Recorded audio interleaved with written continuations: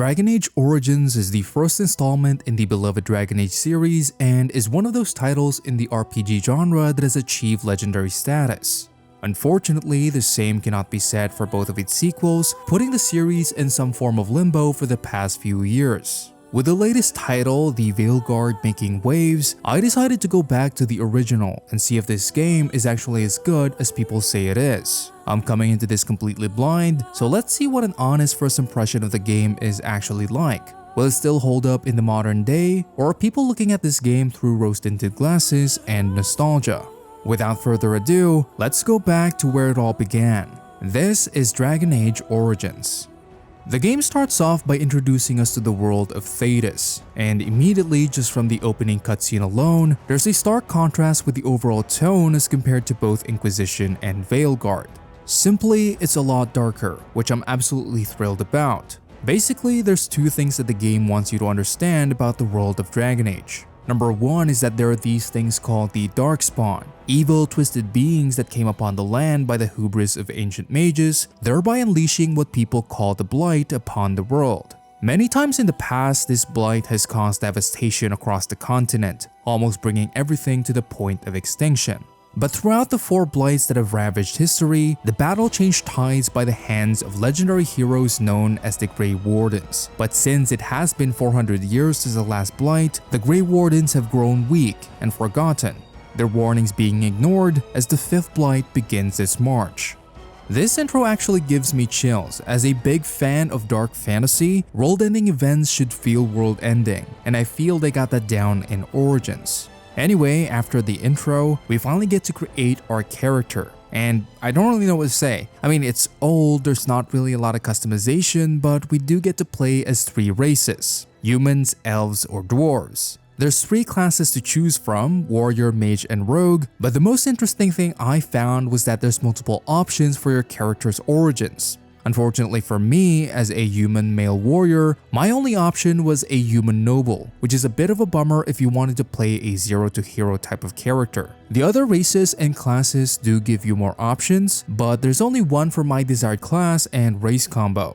We gave our character a name, distributed our stats, aligning it to what I think a warrior should have, and finally, we can play the game.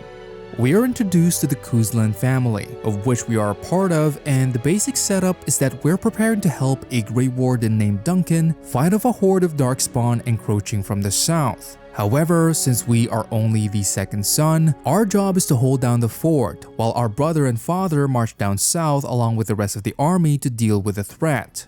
As Dragon Age is a role-playing game first and foremost, there is going to be a lot of dialogue, and of course, you have the ability to shape your character by choosing how you respond during these conversations. For now, we'll play it safe, as I don't know yet how stupid responses will affect the future of the game, but now the game finally puts us in control and we're free to explore a little bit of the castle.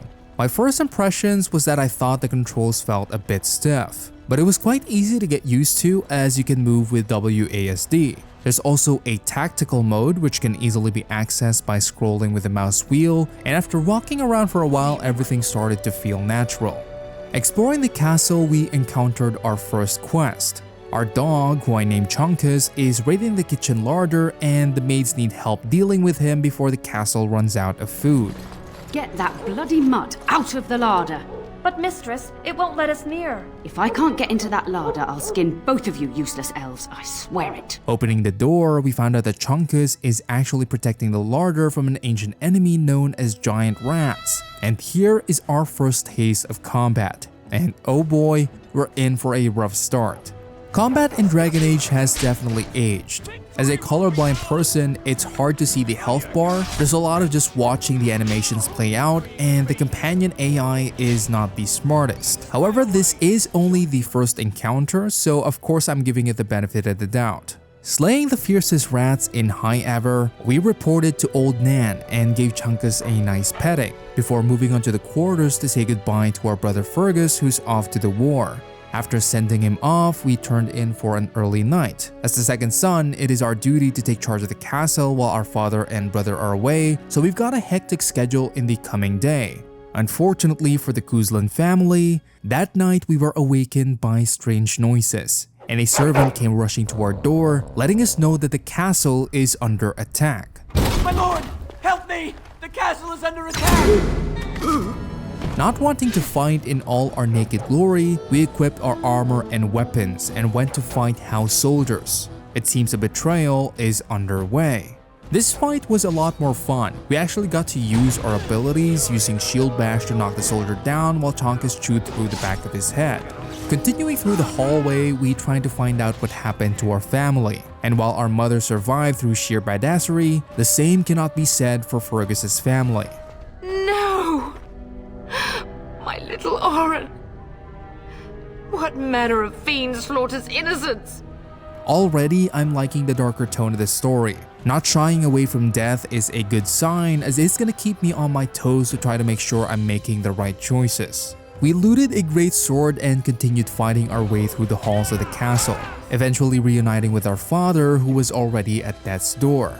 During the conversation, as a last request, our father asked the Grey Warden Duncan to inform the king and our brother Fergus, who's currently heading south to fight the Darkspawn, of what happened at the Kuzlan castle, including All House betrayal. In exchange, Duncan asked for us to join the Grey Warden ranks, and so we fled the castle hoping to reach Ostagar and bring Arl Howe to justice. And with that, we're done with our character's origin story. We're now on our way to Ostagar, a Grey Warden fortress, and the rest of the story sets us on our journey to becoming a full-fledged warden. Of course, the first thing that we did upon arriving was meeting King Kalen and letting him know of the injustice done upon our family. Dead? What do you mean? Duncan, do you know anything about this? Securing his promise to deal with Arl Howe once the Darkspawn threat is over, we turn our attention to our recruitment and also exploring the old fortress. So far, I'm liking how the dialogue is written. Voice acting is quite good as well, especially for its time, but it does bother me a bit how fast the pace was for our whole family basically dying, and now we're just joining the Grey Wardens after letting the king know what happened. But I get it, the story starts here in Ostagar. Graphics is not as bad as I expected, and I'm looking forward to getting more companions to see how combat is gonna be once we have more than a few abilities to use during encounters. Anyway, talking to the people in the camp gives you a little bit of background about how the world works, which is a great way to introduce the world to new players without putting it in their face. For example, we start to know that people are generally not a big fan of mages, to the point that dangerous mages are even made tranquil, aka lobotomized. We also see what battling the Darkspawn does to people, giving them good old PTSD, and all of this is making me excited to see what these monsters are really capable of. They taint the land, turn it black and sick. Oh, you can feel it inside. They'll come out of that forest and spread, like caterpillars covering a tree. They'll swallow us whole. There was also this funny side quest that I did where a prisoner was in prison for stealing a key to one of the mage's chests. He offered us the key in exchange for some food, but how he hid it was absolutely disgusting. I swallowed it, but it's come back into my possession since then, so to speak. We went ahead and met up with Alistair and the rest of the new Grey Warden recruits. In order to finish the initiation, we were supposed to bring back 3 vials of Darkspawn blood, one for Jory, Davith, and me. And so now we set off into the Kokari Wilds to find Darkspawn patrols and extract their blood.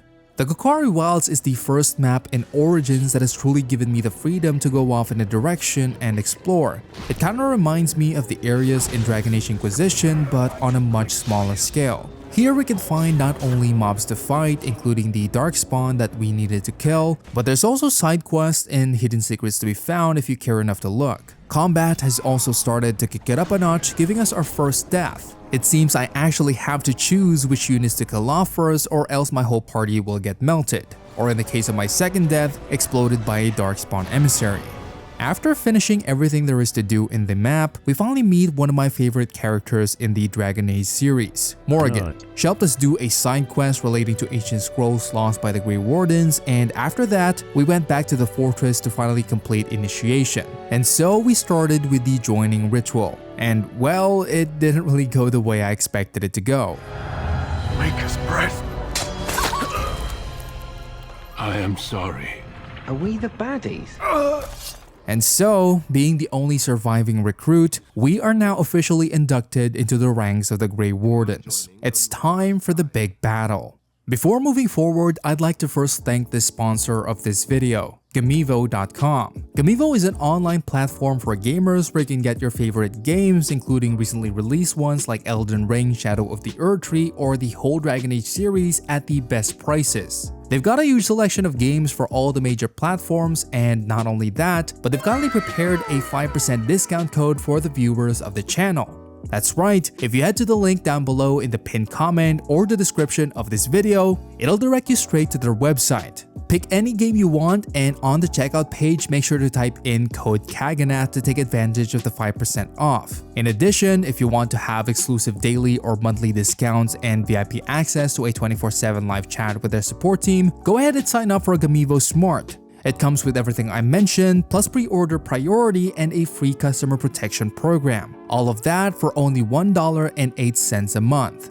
They're also verified in Trustpilot, having amazing reviews, so you know that your purchases are protected. So if you want to get your favorite games at discounted prices and support this channel at the same time, head on over there with the link down below and make sure not to miss out on the 5% discount with code KAGANATH. Let's get back to the video. So here's the plan they came up with. King Cailan, Duncan, and the bulk of the Grey Warden forces will sit on the gate of the fortress to try to lure the Darkspawn army. Teyrn Loghain, who is the king's advisor, will stand by with the rest of the army and will enter the battle once the Darkspawn has been engaged and a beacon at the top of the tower is lit. Basically a pincer attack. And who's gonna light the signal? Me and my boy Alistair. Easy peasy. And so, the battle has begun. We immediately rushed to the tower to prepare the beacon, but now we've encountered a bit of a problem. The tower was inside the fortress, and the way up should be as simple as climbing a couple flights of staircases. So what the hell are the Darkspawns doing here? With the help of a circle mage, Chunkus, and our good friend Alistair, we fought our way up to the tower and more battles were had. The game at this point was really starting to ramp things up. I had to use tactical mode to make sure my party was not going off in random directions and aggroing the whole floor, and I actually had to consider which enemies to target first while doing things like kiting and proper crowd control, which is a nice change of pace, as I remember in Inquisition, I never even had to touch its tactical mode despite my numerous playthroughs. At the top of the tower, we fought a massive ogre, which did wipe us out the first time, but by the second run with good use of abilities, we were able to take it down and even get a cool finisher.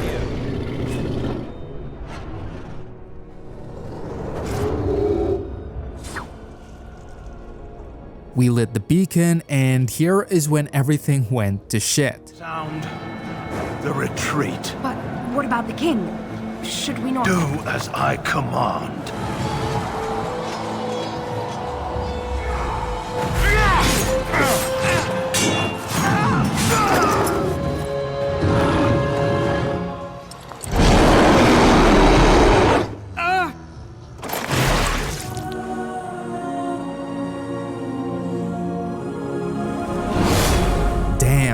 Not only was the king betrayed, but it seems this move by Loghain annihilated all of the Grey Wardens in Ferelden. So now we've got a blight upon us, an archdemon leading the Darkspawn army, and the country is about to fall into a civil war because of a power-hungry dickhead. We woke up back in the Kokari Wilds. Apparently Morrigan and her mother saved us from the tower, as they believe we are the only ones left to warn the people of the coming blight. You're alive. I thought you were dead for sure. With Alistair and I being the last Grey Wardens in Ferelden, we set off to the nearest town to start the journey. Oh, and Morrigan reluctantly joins us on the orders of her mother as our very first official mage in the party.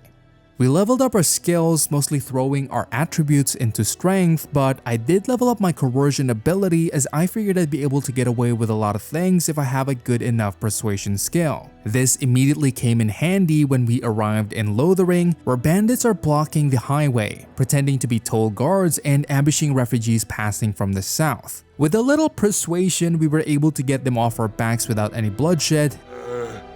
They don't look much like them others, you know. Maybe we should just let these ones pass. And so here we are in the first town. There were a lot of things to do in Lothering. Story-wise, it was our first stop and our first contact with the outside world after Loghain's betrayal. Gameplay wise, there was a bunch of stuff to do here, like getting supplies because we don't have a healer at the moment, acquiring side quests to fund my health poultices, and just seeing what the world of Dragon Age has to offer. At this point in the game, I've really started to like our party members. Morgan and Alistair in particular are such polar opposites that it makes for great party banter. Oh, I get it. This is the part where we're shocked to discover how you've never had a friend your entire life. I can be friendly when I desire to. Alas, desiring to be more intelligent does not make it so.